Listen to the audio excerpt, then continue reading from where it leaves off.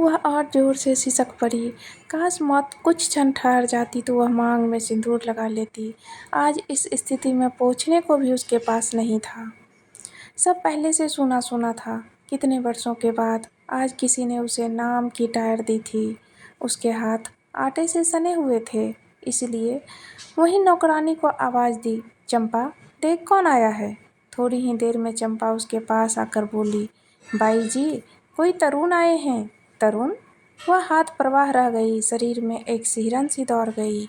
फिर पूछा, तरुण कि अरुण? कुछ ऐसा ही बताया बाई जी। वह उफ कर रह गई। लंबी आह भरकर उसने सोचा, अंतर है तरुण और अरुण में। एक वह जो उसके रोम रोम में समाया हुआ है, दूसरा वह जो बिल्कुल अनजान है। फिर सोचा, अरुण ही होगा। तरुण नाम का कोई व्यक्ति तो उसे जानता ही नहीं। यह ख्याल आते ही उसका रोम रोम पुलकित हो उठा। तुरंत हाथ धोकर दौड़ती हुई बाहर पहुंची। देखा तो अरुण नहीं था। आप अर्पणा है ना? आने वाले पुरुष के शब्द उसके कान में पड़े। जी, मैं तरुण का दोस्त हूँ। तरुण? मन में तो उसके आया, कह दें कि तुमने ऐसा नाम क्यों रखा जिससे तरुण का भ्रम हो, लेकिन प्रत्यक्ष में होठों पर मुस्कुराहट भी खेलते हुए बोली, अंदर बैठिए, चाय तो लेंगे। और बिना उसके जवाब की प्रतीक्षा की है अंदर चली गई।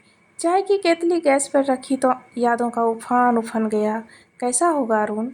उसे याद करता भी है, जरूर करता होगा, तभी तो उसने अपने दोस्त को भेजा है, कोई खबर तो लाया ही होगा। तभी चाय उफन गई। उसने जल्दी गैस को बंद की और चाय लेकर बैठक में आ गई। आप व्यर्थ में कष्ट किया, मैं तो चाय पीकर आया था। कष्ट कैसा? आप मेरे घर आए हैं। तरुण चुपचाप चाय की चुस्कियां भरने लगा। उसकी खामोशी अर्पणा को अंदर से बेचैन कर रही थी कि कुछ बताए भी। कैसा है अरुण? कहाँ है? कैसे आना हुआ? यही हाल तरुण का था। बोलने को बहुत कुछ था, लेकिन बात कहाँ से शुरू की जाए तरुण सोच नहीं पा रहा था। आखिर अर्पणा नहीं खामोशी तोड़ी। अरुण कैसे हैं? उसका एक्सीडेंट हो गया है क्या? अर्पणा की सीख ही निकल गई। अभी 2 हफ्ते पहले हुआ। फैक्ट्री से घर जा रहा था कि अचानक उसकी कार के सामने एक बच्चा आ गया। बच्चे को बचाने के लिए जैसे ही उसने कार दाएं और मोड़ा, उधर से आते ट्रक से एक्सीडेंट हो गया। ज़्यादा चोट तो नहीं आई। बड़ा भयंकर एक्सीडेंट था। उसे देखकर रोंगटे खड़े हो गए थे। ट्रक से टकराकर नीचे कार गड्ढे खाई में गिर गई थी। पेट में गहरा घाव है। सिर्फ किसी तरह बच गया, पर अभी भी बेहोशी छाई रहती है। मुझे खबर नहीं थी। खबर कौन देता? और उसके डैडी को तो आपके नाम से चिढ़ है। अरुण पर उन्होंने कितनी बंदिश से नहीं लगाई, कितनी डांट उसे नहीं पिलाई, फिर भी वह आपको नहीं भुला सका। रात भर आपकी याद में तड़पता रहा। आपको तो पता ही होगा कि ठाकुर साहब अरुण की शादी टीकमगढ़ के राजघराने में करना चाहते थे। बात भी तय हो गई थी, लेकिन अरुण ने साफ मना कर दिया। ठाकुर साहब का पारा चढ़ गया। उन्होंने छड़ी उठा ली और उसे भयंकर ढंग से पीटा, लेकिन उसने उतक न की। यह देखकर भी ठाकुर साहब अपनी जिद पर अटल रहे। लोगों ने उन्हें बहुत समझाया कि बेटे की शादी उसकी मर्जी से कर दें, लेकिन वह सहमत नहीं हुए। और एक दिन उन्होंने यहाँ तक कह दिया कि अरुण ने उनकी मर्जी के बगैर शादी की तो वे अपने आप को गोली मार लेंगे। अरुण इस बात से डर गया। वह आपको भी खत न लिख सका, क्योंकि वह जानता था कि डैडी अपने वचन के पक्के हैं। यदि ऐसा हो गया तो वह किसी को मुंह दिखाने लायक नहीं रहेगा। दिन ब दिन उसकी हालत पतली होती गई। वह आपके गम में आंसू बहाता रहा। उसे दिन अस्पताल में अचेत अवस्था में उसके होठ पर जब मैंने आपका नाम सुना तो मुझे लगा आप ही उसे मौत के मुंह से बचा सकते हैं। मेरे दोस्त को बचा लीजिए। इतना कहते ही उसका गला रूंध गया, आंखें छलछला आई। इस दुखद बताते में अर्पणा का अंतर भेज दिया। वह गहरी सांस भरने लगी। मन में ढूंढ लिया देता जा हो आई।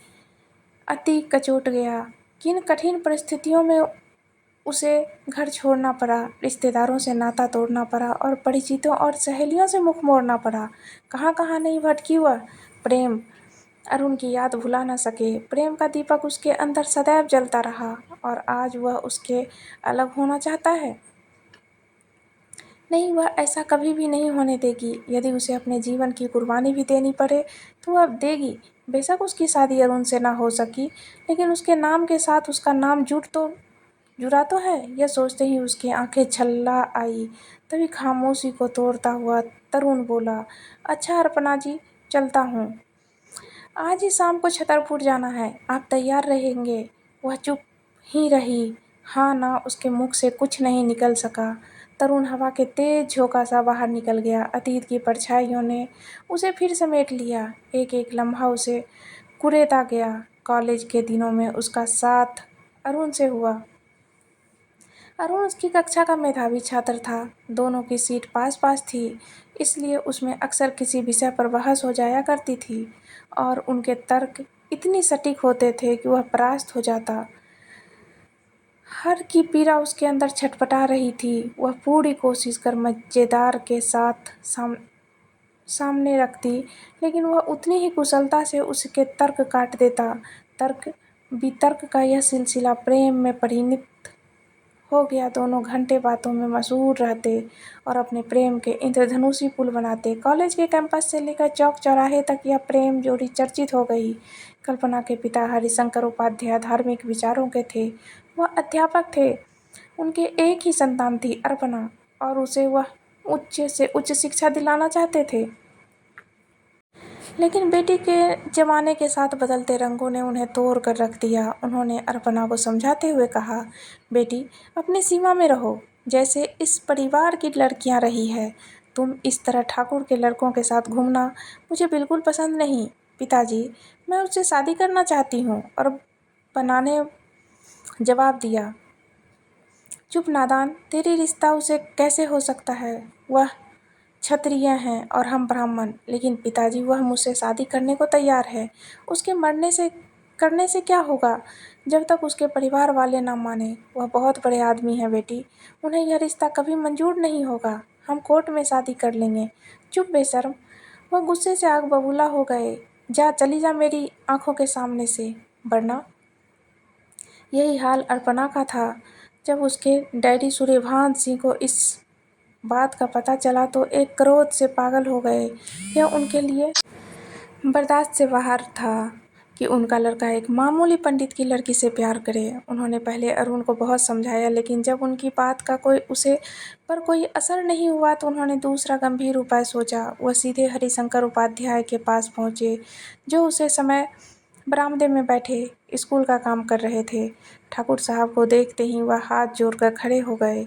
हाँ तो पंडित हरिशंकर, यह क्या सुन रहा हूँ? अपनी जोरदार आवाज़ में ठाकुर साहब ने कहा, बहुत ख्वाब देखने लगे हो तुम। जी ठाकुर साहब, मैं समझा नहीं। अच्छा, तो तुम्हें यह भी बताना पड़ेगा? जिस बात को पूरा कस्बा जानता है उसे तू कैसे अनजान है? देखो पंडित, अपनी लड़की को समझाओ कि वह मेरे बेटे से मिलना छोड़ दे, वरना मैं तुम बाप बेटी का वह हाल करूँगा जिसकी तुम कल्पना भी नहीं कर सकते हो। ठाकुर साहब, यह क्या कह रहे हैं आप? मैं आज ही उसकी खबर लेता हूँ।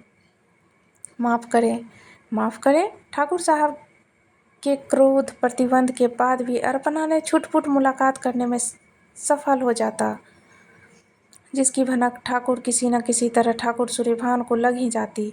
वह गुस्से से भिन्न भिन्न होते उन्होंने दूसरा उपाय सोचा।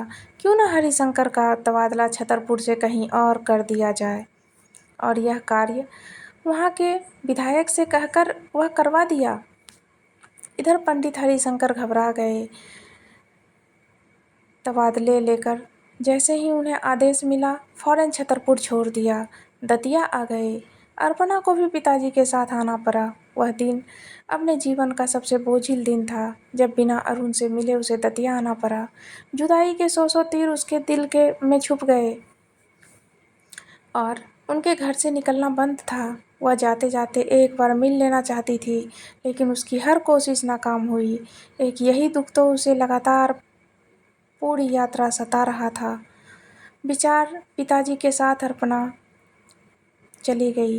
पढ़ाई भी उसकी बंद हो गई। पिताजी को उसकी शादी करने की जल्दी थी। मास्टर हरिशंकर ने एक अच्छा घर देख अर्पणा की सगाई बिना उससे पूछे ही कर दी। यह पता चलते उसने शादी करने से इनकार कर दिया। वह शादी करेगी तो सिर्फ अरुण से। यह सुनकर पिताजी उससे पर बरस पड़े। तेरी ही वजह से मुझे छतरपुर छोड़कर दतिया आना पड़ा है। तू फिर भी अरुण के नाम की माला जप रही है।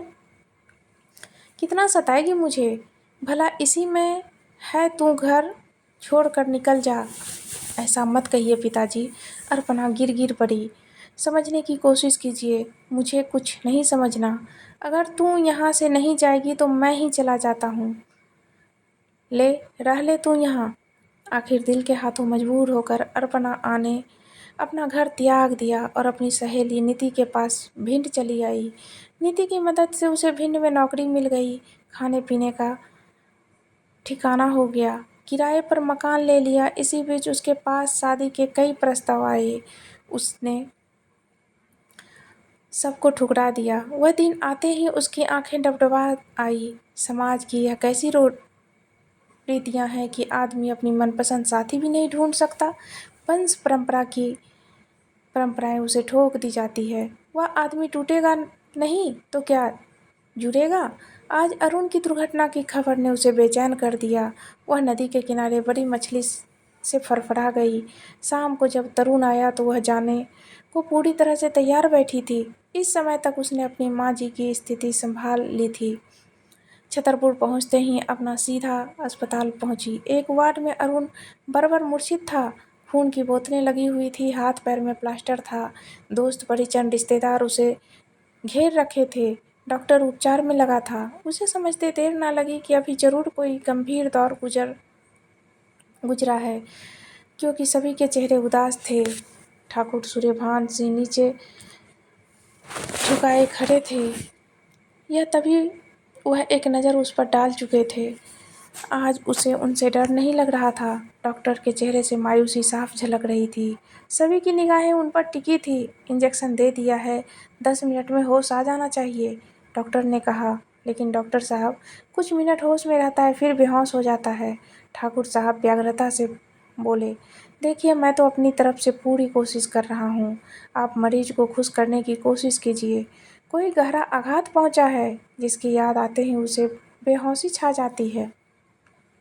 वैसे चिंता की बात नहीं, इस रोग पर काबू पाया जा सकता है। इतना कहकर डॉक्टर नर्स के साथ चले गए। मौत शासन आता छा गया। किसी को कुछ सूझ नहीं रहा था। तभी तरुण अर्पणा की ओर देखकर बोला, आप कोशिश कीजिए, शायद होश आ जाए।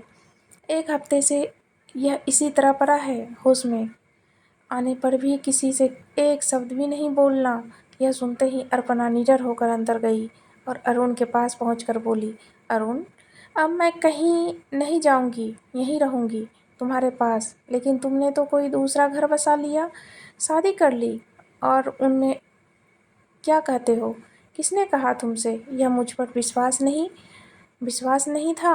लेकिन कैसी बात करते हो? मैं तुम्हें कैसे समझाऊं? तुम्हारा नाम के अलावा कोई दूसरा नाम मेरे होठ पर कभी नहीं आया। मेरी आंखों में आंखें डाल कर देखो, सच क्या है तुम्हें पता चल जाएगा। इतना कहकर अर्पणा फूट फूट कर रो पड़ी। अरुण कुछ चांद क्षण उसे देखता रहा, फिर आकर उठा। उसे लगा जैसे उसके अंदर हजारों साल एक साथ छुप गए हो। अर्पणा वह घड़ी विश्वास भरता हुआ बोला, धोखा, विश्वासघात हुआ है मेरे साथ। क्या समझ बैठा है? मैं तुम्हें सोच भी नहीं सकता। तुम्हारे पिताजी ने यह झूठ मुझसे क्यों बोला? कुछ अंदर ही अंदर सुलगती रही। फिर सोचा इससे तो काम नहीं चलेगा। उसे अगर अरुण को पाना है तो डटकर आगे आना होगा। इस विचारों के आते ही बद्रीनाथ से बोली, अब मैं यहाँ से कहीं नहीं जाऊंगी। अरुण तुम्हारे पास रहूंगी। देखती हूँ कौन मुझे हटाता है। तभी अरुण के सीने में भयंकर दर्द उठा। वह कर उठा। उसने हाथ पर मछली की तरफ फड़फड़ाने लगे। लोग डॉक्टर को बुलाने दौड़े और वो हाँफता हुआ बोला, बहुत देर हो गई है अर्पणा, अब मैं नहीं बचूंगा, मुझे माफ़ कर दो। और यही उसके आखिरी शब्द अटक गए। आंखें खुली रह गई। चेहरा एक तरफ लुढ़क गया। यह देख अर्पणा की चीख निकल गई। जब होश आया तो देखा ठाकुर साहब और 2-3 लोग उसके पास खड़े थे और उसके शरीर को स्ट्रेचर पर रखा जा रहा था। बहुत तेज़ी से स्ट्रेचर की तरफ लपक कर पहुंची। इन्हें मत ले जाओ, मैं भी इनके साथ जाऊंगी। ठाकुर साहब अर्पणा को पकड़ते हुए बोली, यह क्या कह रही हो और अपना अपना पागल हो गई हो। और शेरनी दहाड़ उठी, पागल तो आप हैं, इन्हें पागल बनाकर मार दिया, अब मुझे पागल बना रहे हैं। मुझे आपकी कृपा की ज़रूरत नहीं। ठाकुर सूर्यभान सिंह अपने भले ही मुझे अपने घर की बहू नहीं बनने दिया, लेकिन विधवा बनने से आप मुझे नहीं रोक सकते। वह और जोर से सिसक पड़ी। काश मौत कुछ क्षण ठहर जाती तो वह मांग में सिंदूर लगा लेती। आज इस स्थिति में कुछ पूछने को भी उसके पास नहीं था। सब कुछ पहले से ही सूना सूना था।